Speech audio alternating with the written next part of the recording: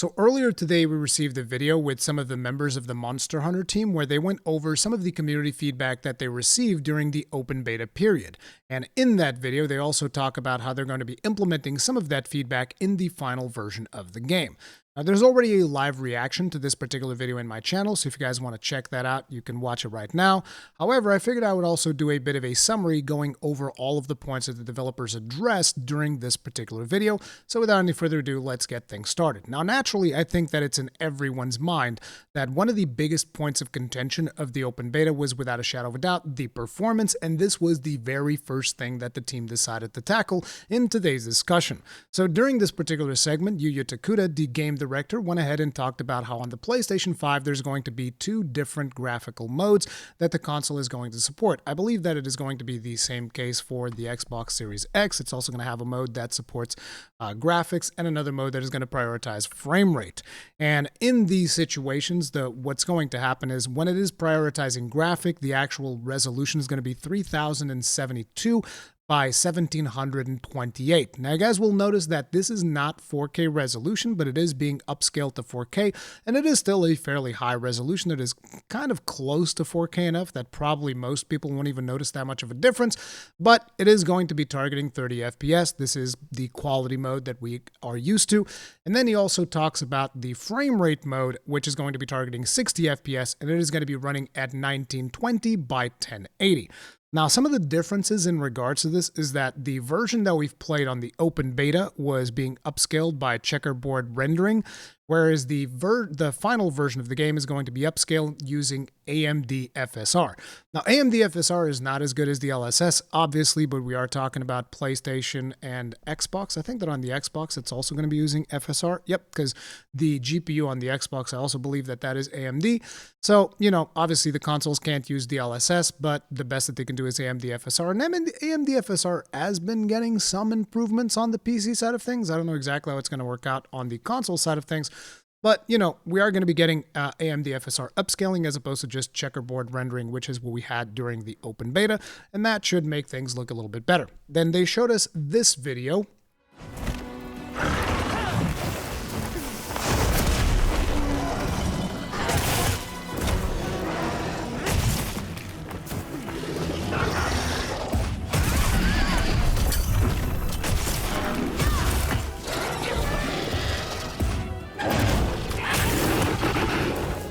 Where you can see what the performance mode looks like running on PlayStation 5. Now, I would have very much enjoyed having a higher bitrate version of the video because it does look a little bit blurry. I believe that this is greatly due to YouTube's processing and all of that stuff. But we also see some really good improvements, in my opinion, to the depth of field and all of that stuff. It is also one of the most ideal conditions for that particular video because it is full daytime. We got the Chemitrese, which is a very colorful monster, but we see like reasonably good performance, in my opinion, much better performance than what we had on the open beta on PlayStation 5. So in my opinion, this is a bit of an upgrade, and this was one of the things that a lot of the journalists were reporting, those that got to go to Osaka to play a different version of the game. So basically, frame rate is likely going to see some significant improvements. Now, on top of that, they also talked about how on the Xbox Series S, you're going to be getting 1080p resolution at 30 FPS. That's pretty much what most of us expected. But they then also address that in Steam, it's kind of like harder to predict how the game is going to run because naturally PCs are going to have a wide diversity of hardware. But one of the things that they are looking into is potentially even lowering the minimum and required specs that are currently listed for Monster Hunter Wilds, which means that, to me, that tells me they're a little bit more optimistic about the performance. Now, I've mentioned in the past that I have faith in the Monster Hunter team. I could be completely wrong. The game can come out and it might not run all that well. My recommendation is that you guys should wait. They're also talking about how potentially they might be doing a benchmark tool for PC. That is something that they've received as feedback from the community. I know that I sent that feedback at least, but probably a lot of people send in the feedback, hey, we need to have like a benchmark tool so that we can actually test if this game's going to run on our rigs.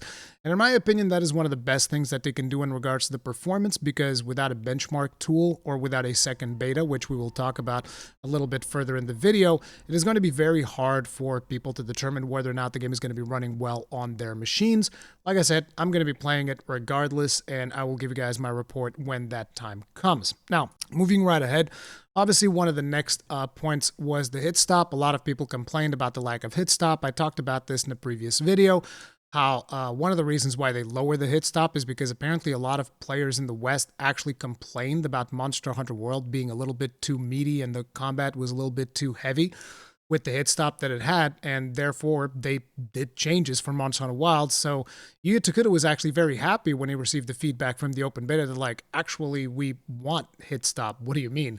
So here's a video of that.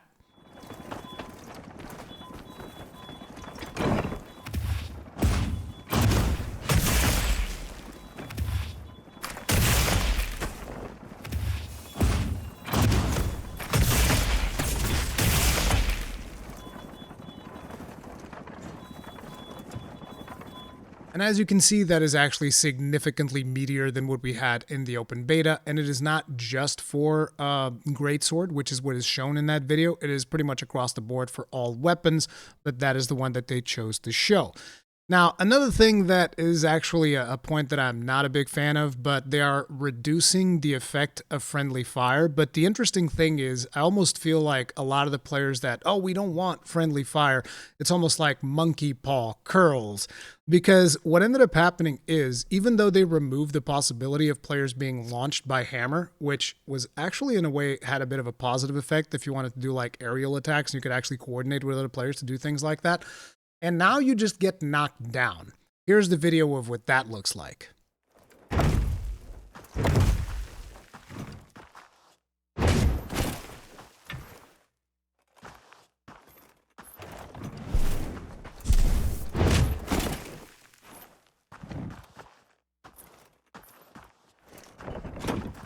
So personally, it's like, hey, there's still friendly fire, except now there's no benefit to friendly fire. So I don't know. I'm not a big fan of the change. I much preferred it when you actually launched other players because sometimes you would get a mount and it'd be an interesting thing. I know that there's a portion of the community that is not a big fan of friendly fire, and I respect your opinion if that's the way that you feel. Me personally, I prefer having full-on friendly fire. I'm not a big fan of skills like flinch-free and shock-proof. I know that that's a bit of a, controversial position, but I just think it's more interesting if you have to think about the other players and position accordingly. It gives it a more tactical element to it. I still think that the best solution for friendly fire would have been to just put on a toggle. And it's like, okay, some lobbies don't want friendly fire at all. Okay, turn that off. Some lobbies still like the old school feel friendly fire. Okay, turn that on. But this appears to be the solution that Capcom is going with. It is what it is. Now, moving right along. One of the complaints during the beta was also that monsters would move far too much, and that has been adjusted. Monsters are going to be moving through different areas at a similar frequency to Monster Hunter World. And also, players will be able to use pop-up camps to fast travel in the full version. I'm not exactly sure how this is going to work exactly, because one of the things that we noticed during the open beta is that sometimes we're able to travel in combat, other times we were not able to travel in combat. One of the patterns that I was kind of like seeing is that it seems that during storms, you're not able to fast travel. And then when it was not stormy, you were able to fast travel. But I think that there were some situations where that wasn't the case. It was a little bit confusing.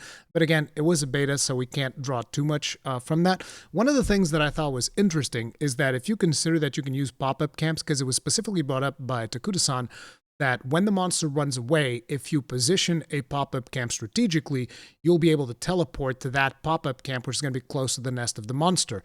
And I'm just thinking to myself, like, monster runs away, and you just, like, instant transmission style onto the pop-up camp, and the monster's, like, passing by. It's like, wait, I was running from you. What do you mean? How are you here? What is going on? So that will be an interesting feature. But yeah, apparently that's going to be something that you're going to be able to do. Now, naturally, the next thing the developers decided to address was Insect Glaive. And Insect Glaive, boys, is getting a ton of buffs. So we already knew that we're going to be getting Vaulting Dance back. That is the bounce, the helicopter bounce that everybody loves. You're going to be able to combo into a variety of aerial actions after vaulting, and your aerial attack power is going to increase by 2 levels each time you vault. On top of it, you are going to get an offset attack for the charged circle attack or charged B attack, depending on which controller you were playing on. which was a really welcome addition to the Insect Glaive. So you're getting bounce back, you're getting an offset attack, and on top of it, they also changed a couple more things about the extract. So it says here now, orange extract effect now also negates knockback while weapon is drawn. Red plus white plus orange extract effect also mitigates wind pressure, tremors, and roars. Now, I don't know how much it mitigates. Is it like level 1, level 2, level 3? But you're even getting a certain level of earplugs back, basically, because you're going to be mitigating roars, which is really, really nice for all the Insect Glaive mains out there. This is a major buff to the weapon. However, not everything is sunshine and roses, because if you guys remember, one of my biggest points of contention about the Insect Glaive from the open beta was the fact that I felt the control scheme on regular controllers is hella finicky. And that is something that Takuda-san actually says we are not going to be changing that. He discussed that with the team, and he felt that the current implementation of the controls that they have for the Insect Glaive is something that feels satisfying when you pull it off correctly. Now, my counterpoint to that is that if you just play mouse and keyboard, you're never going to experience the problems that I've explained. You're never going to experience the control issues that I talked about in my video. The other thing is also, if you happen to have a controller with paddles, you're also never going to experience the problems that I talk about in my video.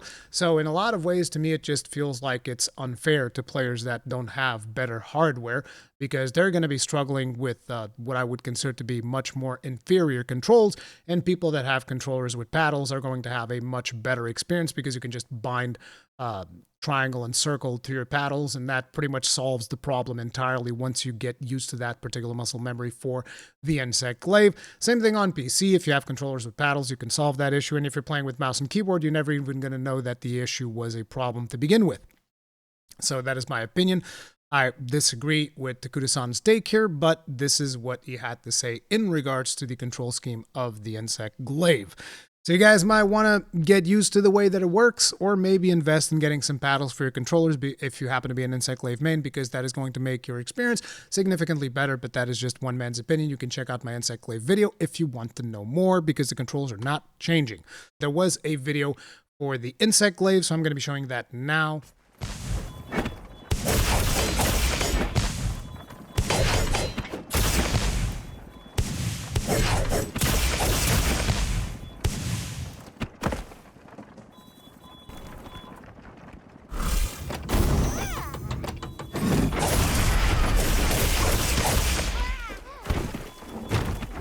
Next up, we have the Lance, and Lance is pretty much just like W's in chat for Lance. Lance is getting buffed all around, and it's just looking way, way better. So we have here charge counter now allows for guarding while charging and can be chained into from any other move. So you can just pop up a charge counter whenever you want. I'm assuming that this just means that you just hold down circle whenever you feel like doing a charge counter, and you just hold that down, and basically you are guarding while you're doing that, and then you can just like release it to do counterattacks and that stuff. Then you also have Power Guard now charges against higher levels more quickly when used to successfully, will charge to higher levels more quickly when used to successfully defend against more powerful monster attacks. So the harder the hit that you block with power attack, the harder your counter is going to be, which is really, really cool. Then also mentions that Perfect Guard and Power Guard can now be chained into a new move, which is something that I'm very curious to see. I'm not sure if that was the move that was shown in the video. It might be, which is kind of like a lunging thrust type of thing. But here's the video for you guys to check it out.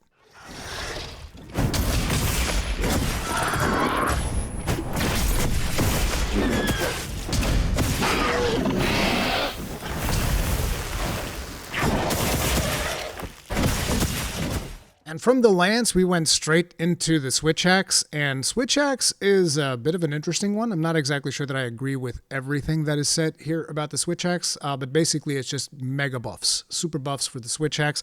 I thought that the Switch Axe was in a good place. It was just one of the situations where maybe the time attacks on Ray Dao were not that particularly good because the uptime is not as good because Ray Dao is constantly jumping up into the air and whatnot. That was my conclusion, but obviously I was wrong.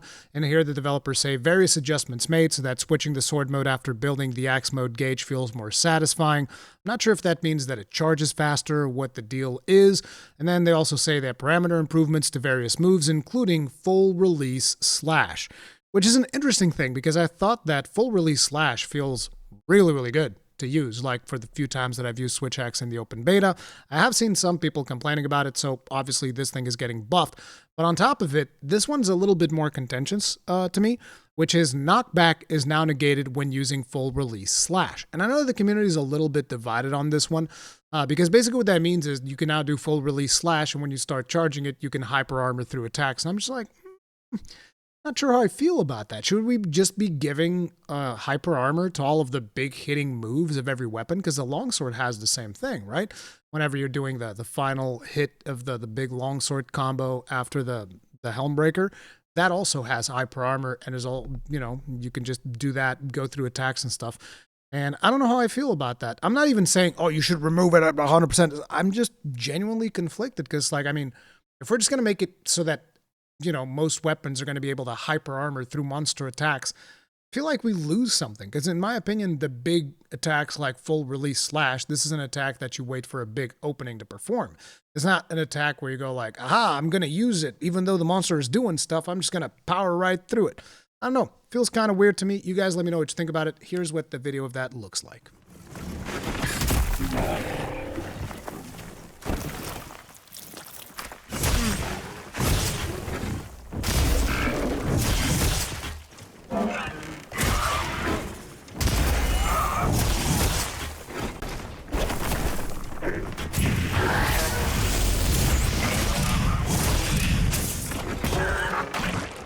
Next up, we have Sword and Shield. Sword and Shield's video was looking real good. They're talking about how Rising Slash can now be used while guarding. This is one of the moves that you couldn't do during the open beta. I'm assuming that this means that you do Rising Slash from neutral, and then you do an input to go into Sliding Slash. We also have parameter improvements to various attacks, especially normal attacks and Perfect Rush, so this is just like straight buff, more damage.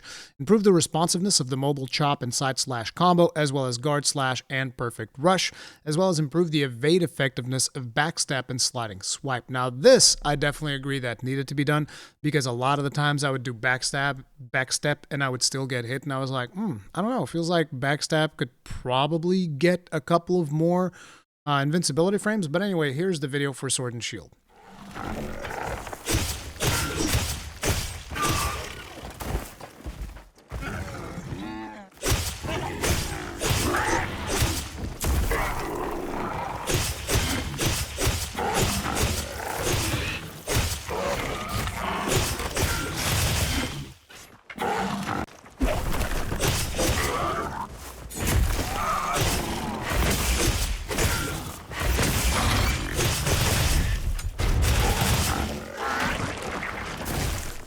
Finally, there were a couple of more changes to other weapons. In this particular part of the video, they talk about how in the bow, they rebalance the way that the bow works. And what this means is they increase the attack power and responsiveness of moves, such as normal attacks and arc shots, while toning down the power of tracer shots. So my understanding is that a lot of people that were using the bow were using a ton of tracer shots, and those were dealing a ton of damage. So they toned that down to kind of like get players to do regular shots as well, instead of just focusing on tracer shots. Tracer shots, for those of you that are not aware, are those shots wherein you put the homing arrow on the monster, and then you just kind of like shoot, and it's always going to deal max damage or whatever it was. I talked with Gaijin about this because he was like giga fan of the way that the bow was working. Now, another thing that they did for the bow is they nerfed the bow's focus strike. Now it takes significantly longer for you to lock on into all of the wounds. In my opinion, that's a good change, because previously bow could just go like friggin' full Gundam style, and you just unleash, and there's a bunch of arrows and hit the monster. Then on top of it, there's a dragon piercer at the end, which is completely insane. And now that lock on takes significantly longer. Here's the video for the bow.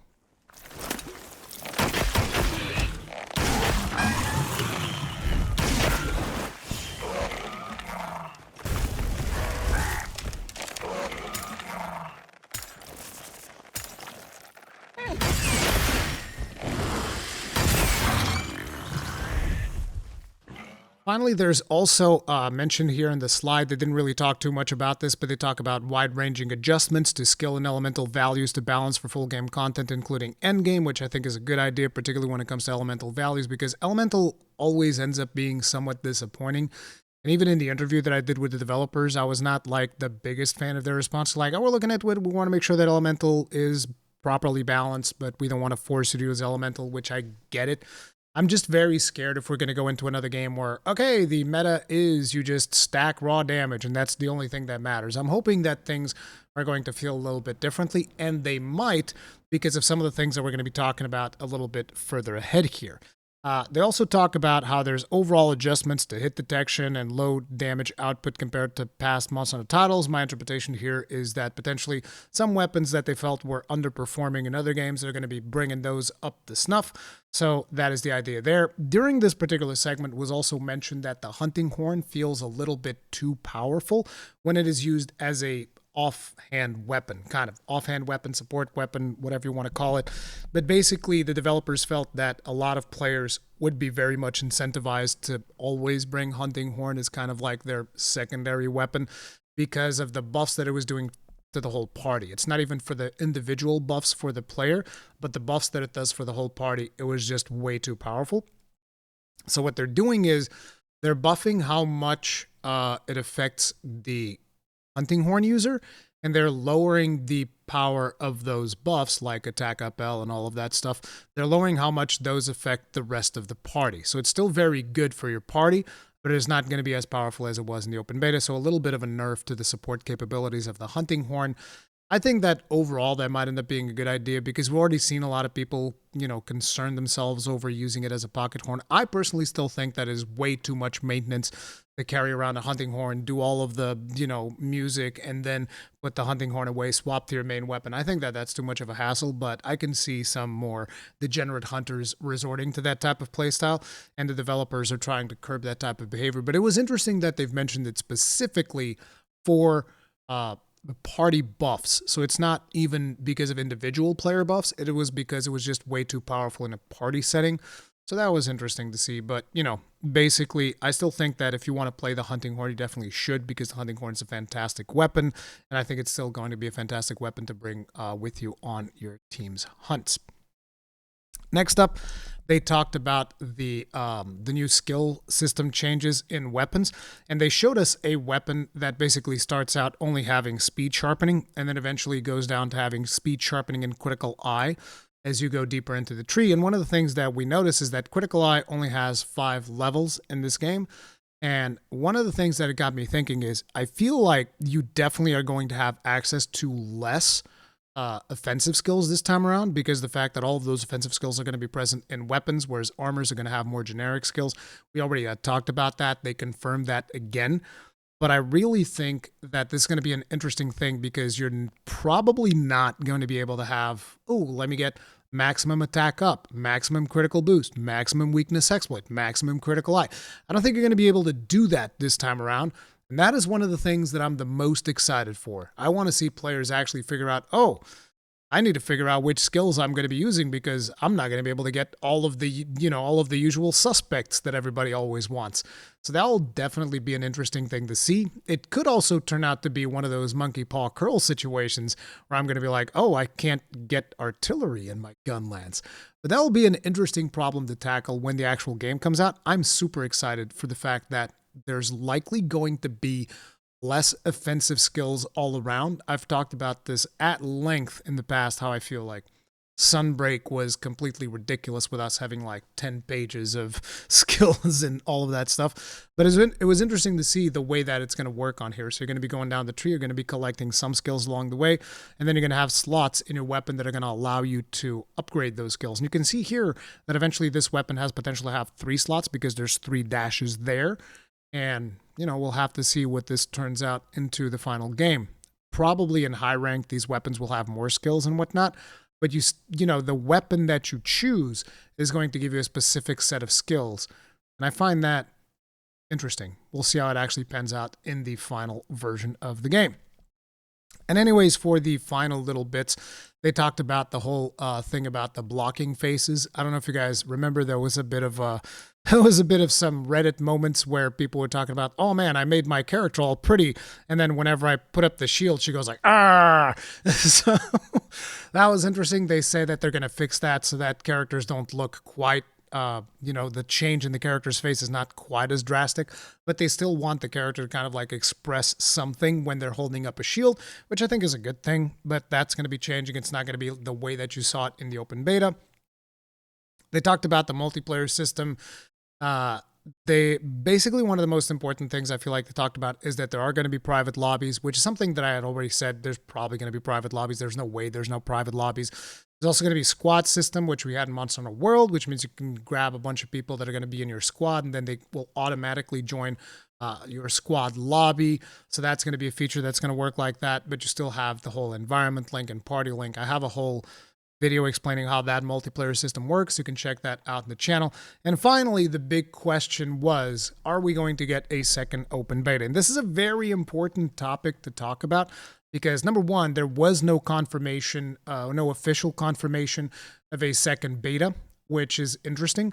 And the other thing was, Takuda-san mentioned that if we were to do another open beta, it's just for the people that missed the first beta. There might be some changes there, but there's not going to be a whole lot of new things. So my interpretation is the build that they had in Osaka for journalists and all of that stuff that went there, and the build that has Lala Barina in it and all of that stuff, that build is likely not ready to be implemented onto PlayStation and Xbox and PC. It is not ready for public consumption, which probably means it's still like a dev build and all of this stuff. And I know that for a lot of people, like, just give me the build. It doesn't work like that. It has to go through a certification process. They need to ensure that it's not going to crash and explode in a live environment, because that could be a serious problem.